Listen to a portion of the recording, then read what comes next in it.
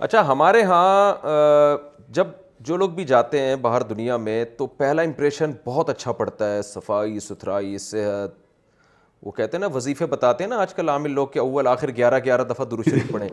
تو گورے بات کرنے سے پہلے بھی 3 دفعہ تھینک یو، بات کرنے کے بعد بھی 3 دفعہ تھینک یو. ہمارے ہاں آپ ایئرپورٹ پہ اتریں تو گالیوں کا اور جو ہے نا وہ سیٹ اپ شروع ہو جاتا ہے کہ بھائی الو کے پٹھے، تمیز نہیں ہے کہ کیسے چل رہا ہے، اس طرح کی چیزیں. وہاں جائیں تو آپ کو ایک بڑا ایک اچھا خوبصورت ماحول نظر آتا ہے. اس سے ہماری ینگ جنریشن بہت متاثر ہوتی ہے. میں ایک چھوٹا سا ایک آپ کو چٹکلا اپنے ایک جو ہمارے دوست کے ساتھ بھگتا ہوا، انہوں نے مجھے بڑی تعریفیں کر رہے تھے کہ میں جو کیمرہ مین ہے نا میرے، ان کی بات کر رہا ہوں جو ریکارڈنگ اکثر میرے پروگرام کرتے ہیں. مجھے کہنے لگے استاد جی مفتی صاحب یورپ جائیں گے یار، بہت ہیومن رائٹس. تو میں نے پھر ان سے کہا، میں نے کہا دیکھو بھائی، فہد نام ہے ان کا، میرے کیمرہ مین کے نا. میں نے کہا دیکھو بھائی فہد بھائی، جب آپ بڑے ہو گے نا، جب آپ کے بچے ہوں گے تو آپ کا بیٹا جب شادی کرے گا تو ایسا نہ ہو کہ وسیم سے کر لے شادی وہ. ٹھیک ہے نا، آپ کی بہو جو ہے ستار بھائی یا وسیم بھائی بن جائیں یا سبکتگین صاحب بن جائیں، تو اس وقت آپ خون کے آنسو روگے اور یہ بھی نہیں پتہ چلے گا کہ آپ کا بیٹا آپ کے اپنے سسر کی بہو ہے یا اس کا جو فرینڈ ہے آپ کی بہو ہے. تو میں نے کہا یار یہ کیسے. اچھا میں نے تو مذاق میں ایک بات کہی تھی کہ آپ کا بیٹا جب ہومو سیکشولیٹی کی طرف جائے گا اور گھر میں بہو کے بجائے کوئی بندہ اٹھا کے لے آئے تو کیا دل پہ آرے چلیں گے. اچھا میں نے تو ایک مزاح سے بات کی تھی.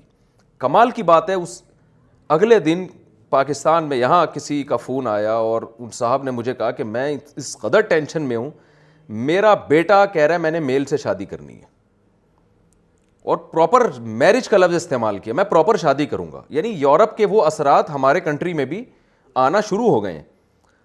تو میں نے کہا میں نے تو کل بیان میں مذاق سے ایک بات کہہ دی تھی اور یورپین معاشرے کے لیے کہی تھی، اور وہ صاحب اتنے پریشان تھے، اتنے ڈپریشن میں تھے کہ، اور اس نے مجھے بتایا کہ میرا بیٹا یورپ میں اس کے انگریزوں سے دوستی ہیں، فیس بک پہ لگا رہتا ہے، چیٹنگ کرتا رہتا ہے. اس سے وہ اتنا متاثر ہوا ہے کہ اب اس نے مجھے بندے کا نام بتایا کہ میں نے اس سے شادی کرنی ہے. تو یعنی یہ وہاں سے یہ چیز امپورٹ ہونا شروع ہو چکی ہے. تو ہومو سیکشولیٹی کے حوالے سے میرا آپ سے سوال یہ ہے کہ اتنی جو کام جانور نہیں کرتے تو گورے اتنے عقل مند ہیں، اتنے پڑھے لکھے ہیں، کیسے انہوں نے ایک بے حیائی کو اپنے معاشرے میں پروموٹ کر دیا. دیکھیں ٹھیک ہے مذہب سے دشمنی الگ چیز ہے، لیکن نیچر کو تو سب مانتے ہیں نا کہ نیچرل تو نیچرل ہے.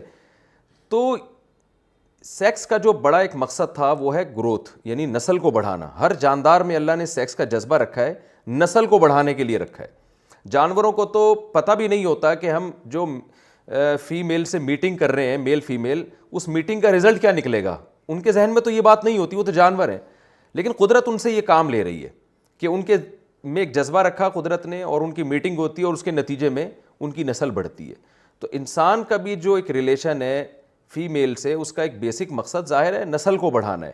تو کیا گوروں کی عقل میں یہ بات نہیں آتی کہ میل اور میل کا جو ریلیشن ہے وہ نیچر کے خلاف ہے.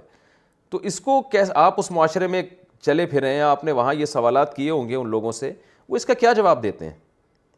مفتی صاحب اصل میں اگر آپ دیکھیں نا تو جو اس وقت ہمارا یہ جو لبرلزم کی ہم نے بات کی ہے، اس میں ایک چیز جو اس کے بنیادی طور پہ لبرلزم کے بالکل خلاف ہے، اور جو ہمارا اس وقت اسٹیٹ سینٹرک سسٹم چل رہا ہے، جہاں پہ یہ چاہتے ہیں کہ بڑی بڑی کارپوریشنز اور اسٹیٹ جو ہے وہ کنٹرول لے لے. پاور کی بات ہے، ساری پاور کی بات ہے کہ آپ نے ڈومینیٹ کرنا ہے ساروں کے اوپر. تو اس پاور کے خلاف جو فیملی سسٹم ہے نا، وہ ایک بہت بڑی رکاوٹ ہے. کیونکہ جب فیملیاں اور خاندان بڑے بڑے ہوتے ہیں، جو کہ ہمارا اسلامی سسٹم ہے، ہمیں ارحام کے رشتے جو ہیں ان کو نبھانے کا حکم دیا گیا ہے. تو خاندان کا مطلب ہے کہ ساری کی ساری طاقت جو ہے، بزنس بھی پوری فیملی کا بزنس ہے، سارے ایک دوسرے کا خیال کرتے ہیں، پھپھو خالہ ماموں چاچا سارے آپس میں ساتھ مل جل کے رہتے ہیں. بزنس بھی فیملی کا ہے، اس میں ماں کا رول بہت بڑا ہے. یعنی ماں کو تین گنا زیادہ جو ہے وہ ہماری عزت اور احترام اور پیار اور محبت کی جو ہے حقدار ہے. تو ماں جو ہے وہ گھر کے اندر ایک پوری ٹون سیٹ کرتی ہے کہ جی گھر کا ماحول کیسا ہوگا، گھر کی تربیت کیسی ہوگی، اور جو خاندان ہوتا ہے وہ بڑا طاقتور ہو جاتا ہے.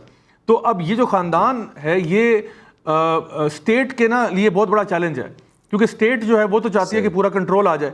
جس طرح آپ نے بتایا نا کہ اب انہوں نے یہ ہمیں بتانا شروع کر دیا کہ اگر بچہ اسٹیٹ اٹھا کے لے جائے تو اسٹیٹ شاید زیادہ خیر خواہ ہے آپ کے بچے کی.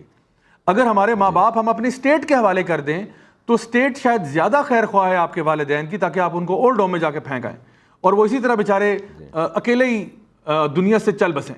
تو میں نے تو ان کے ساتھ وہاں پہ کام کر کے دیکھا. تو یہ جو فیملی سسٹم ہے نا, یہ بنیادی طور پہ یہ لبرلزم اور جو اسٹیٹ سینٹرک سسٹم ہے اس کی راہ میں رکاوٹ ہے.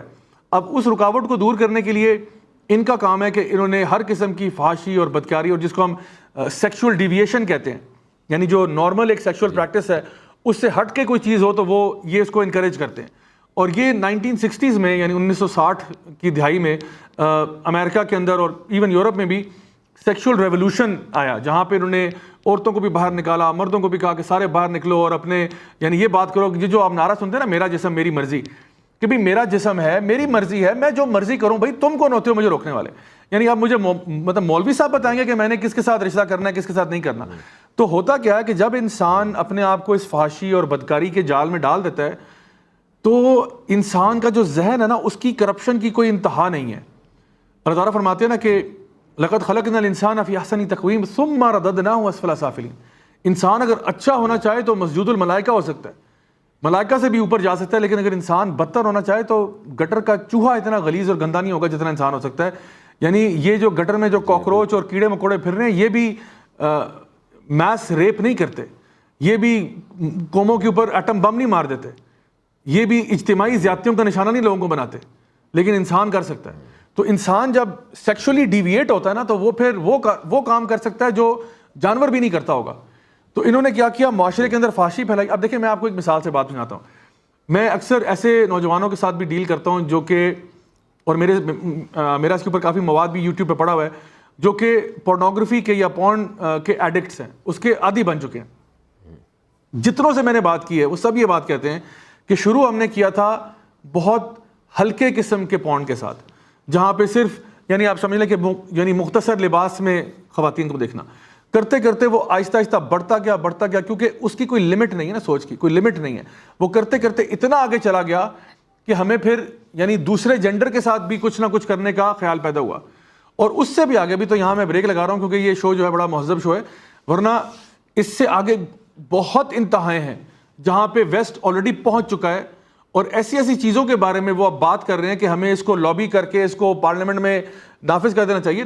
یعنی 1980 تک کی بات اگر آپ کریں تو ہم جنس پرستی جو ہے پورے امریکہ کے اندر ایک گناہ سمجھا جاتا تھا اور ایک سائیکولوجیکل ڈس آرڈر تھا, کہ یہ ایک بندے کا نفسیاتی مسئلہ ہے کہ اگر وہ یہاں جا رہا ہے اس کو ٹریٹمنٹ دو, اس کی تھیراپی کرو, اس کے ساتھ کاؤنسلنگ کرو, اس کو نصیحت کرو کہ وہ اس کو چھوڑ کے دوسری طرف جائے. لیکن ابھی آپ یہ بات نہیں کر سکتے.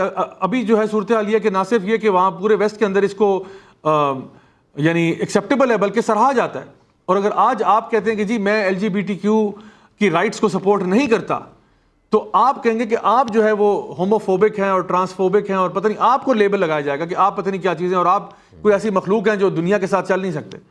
تو ان کا پورا معاشرہ جو ہے, اور ابھی کوئی مطلب میں آپ کو صرف ایک مثال کے طور پہ بتاتا ہوں, ابھی تو انہوں نے بریک لگائی ہوئی ہے ہم جنس پرستی کے اوپر نا, لیکن یعنی اسی کے ساتھ ایسے لوگ بھی ہیں جو یہ بات کرتے ہیں کہ جو خونی رشتے ہیں ان کا آپس میں تعلق کیوں نہیں ہو سکتا اس قسم کا. اور اگر آپ دیکھیں تو اگر یعنی ہومو سیکشوالٹی کی ہم لوگ بات کریں تو وہ تو واقعی میں نیچر میں جو ہے نا وہ شاذ و نادر پایا جاتا ہے, لیکن جو خونی رشتوں کے بیچ میں تعلقات ہیں وہ تو یعنی بہت زیادہ پایا جاتا ہے. یعنی تقریباً آپ دیکھیں جو بھی سے اگر ہم فیصلہ کروانا چاہیں نا کہ مذہب کو درمیان سے ہٹا دیں تو پھر تو فرق ہی ختم ہو جائے گا, بہن بھائی کے رشتوں کا فرق ختم ہو جائے گا, وہ تقدس ختم ہو جائے گا. تو آپ عقل سے کیسے کہہ سکتے ہو کہ یہ غلط ہے؟ عقل سے نہیں کہہ سکتے.